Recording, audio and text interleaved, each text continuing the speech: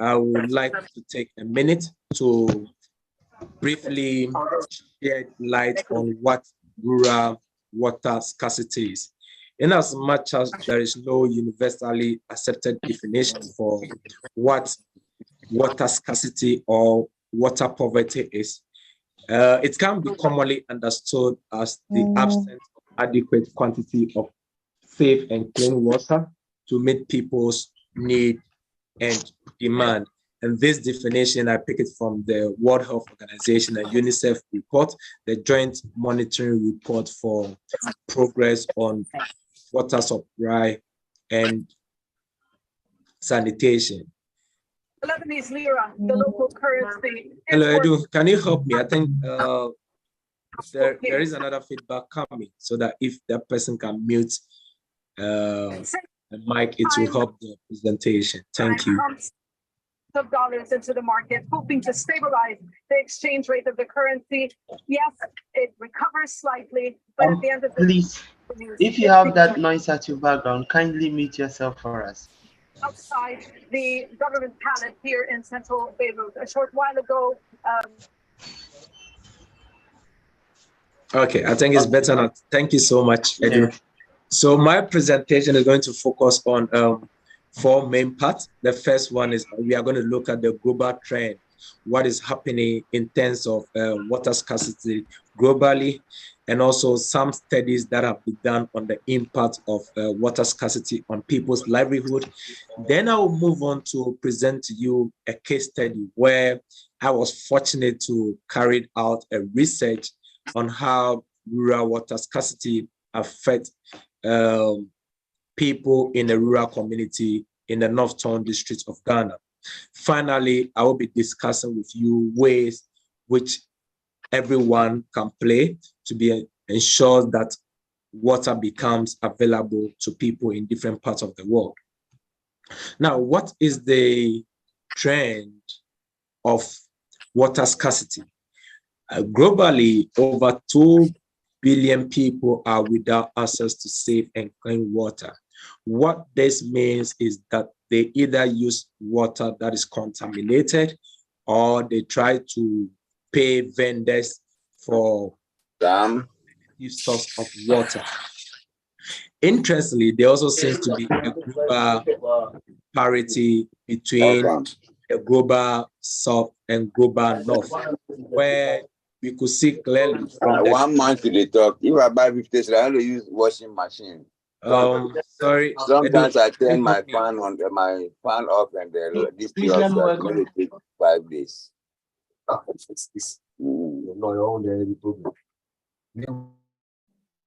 Mr. Elvis, sorry for the inconvenience. You may proceed. Okay, thank you so much. So as you can see from the chart or the diagram I'm showing you, it shows clearly here that sub-Saharan African countries, where Ghana also falls part, are lacking in terms of access to safe and clean drinking water, where over 75% of the population, especially for those living in extreme poverty, do not have access to safely managed drinking water. Personally, when I saw this report from the World Health Organization, I was surprised and shocked to the extent that at this current dispensation, we still have people in different parts of the world who do not have access to safe, clean water. And what this also means is that they try their possible best to minimize the impact on them. However, as these people or these countries who are already poor are experiencing water scarcity, it means that eliminating poverty as part of the sustainable development goal becomes a problem. And this means that the world and individual needs to play a part in ensuring that we reduce the number of people living in water-stressed areas. So what are the impacts of water scarcity on people's livelihood. So based on research that have been carried out in the world, I've been able to team this impact into 3 categories. The first one is health and well-being. The second one is human development. And the final one is financial accumulation on sustainable livelihood. When it comes to health and well-being, as a result of over 2 billion of people who don't have access to safely manage water, they tend to use water from unimproved sources, that is from stream, river, small F down, and these result in water-related diseases, which impact them physically and also make them unproductive to be able to take up livelihood strategy and activities to be able to achieve their goals and also their livelihood outcome. The second impact that it has on people is on human development, and most especially children tend to be affected the most in terms of their education, because most of the time they happen to be responsible for fetching water for the uses of their household. And the time they spend in collecting water may either render them not to attend school on time, or even because they feel tired, they tend not to even go to school at all. And these impact on their development. Aside from children, because people are sick as a result of using unsafe water, it also impacts on their own development to be able to become productive. Now, the final impact on people's livelihood tends to be on financial resources. People try their possible best to be able to mitigate the impact of water scarcity on their livelihood, and they turn to fall on their financial resources to either your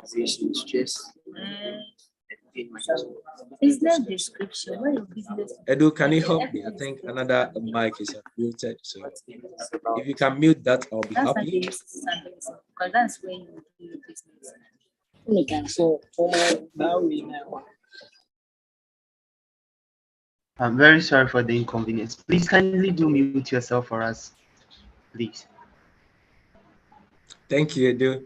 So as I was saying, the final part falls on financial resources, where people try to fall on their financial resources that they have to be able to engage in alternative source of income for their household.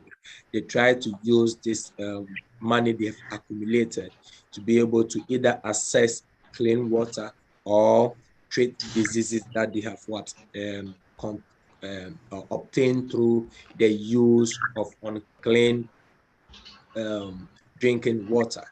Now, I will move on to present the case study for you. And interestingly, this community happens to be in the Northtown district. And as you can see, this is the main source of drinking water for the community. The community have a population of over 600 people. However, my studies focus on the 29 households. In total, 170 people have been interviewed in a group discussion. And it shows clearly from the research that their main source of water is the small F dam that you can see on your screen. This is what they use for drinking. This is what they use for their domestic activities. In respective of this 25 households using this water, 4 households on the other side use or try to purchase water from vendors or travel a long distance to be able to access clean water supply for their livelihood. Now, what is the impact on people's livelihood in this particular community? So I pick the DFIC Sustainable Livelihood Framework to be able to analyze the holistic impact water scarcity is having on these communities' rural sustainable livelihood. The first component is the vulnerability, and from then I'll move on to talk about their livelihood asset, and finally I'll rest on their livelihood strategy and outcome. The vulnerability context of this livelihood is disheartening. This is because they use water from sources that is unprotected, is unclean, unhygienic for